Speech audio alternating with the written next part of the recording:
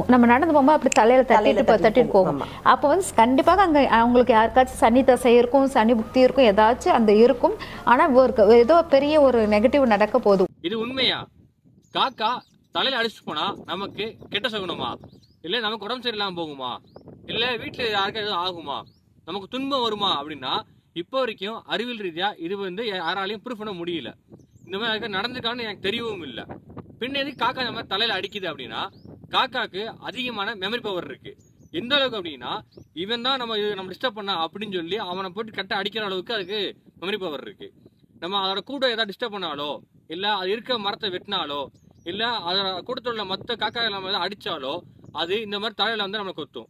இதை தவிர உங்கள் வீட்டில் மரம் இருக்கு, மரத்தில் காக்கா கூடு வச்சு அதை குஞ்சு இருக்கு அப்படின்னா நம்ம அது கீழே நிற்கும் போது தலையில் அடிக்கும். எதுக்காக அப்படின்னா நம்மளால அந்த குஞ்சுக்கு ஏதோ ஆபத்து வந்துடும், அது பயப்படுறதுனால தான் குஞ்சை நம்ம இடத்துக்கு பாதுகாக்கிறதுக்காக இந்த மாதிரி தலையில் அடிக்கின்றாங்கன்னு. இது தலையில் அடிச்சா இந்த மாதிரி கெட்ட சகுனம், துன்பம் வரும் அப்படின்னு எதுவும் இப்போ வரைக்கும் யாருக்கும் நடக்கவும் இல்லை, யாருக்கும் தெரியவும் இல்லை. கண்டிப்பான முறையில் உங்களுக்கும் இந்த மாதிரி தலையில் அடிச்சிருக்கும். எனக்கும் அடிச்சிச்சு. எங்கள் வீட்டில் வச்சு எங்கள் மரத்தில் காக்கா இருந்துச்சு, என்னையும் அடிச்சிச்சு.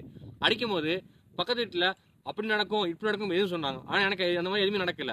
உங்களுக்கு அடிக்கும் போதும் கண்டிப்பாக உங்களுக்கு சொல்லியிருப்பாங்க. அப்படி என்ன சொன்னாங்கன்னு கமெண்ட்ல சொல்லிட்டு போங்க.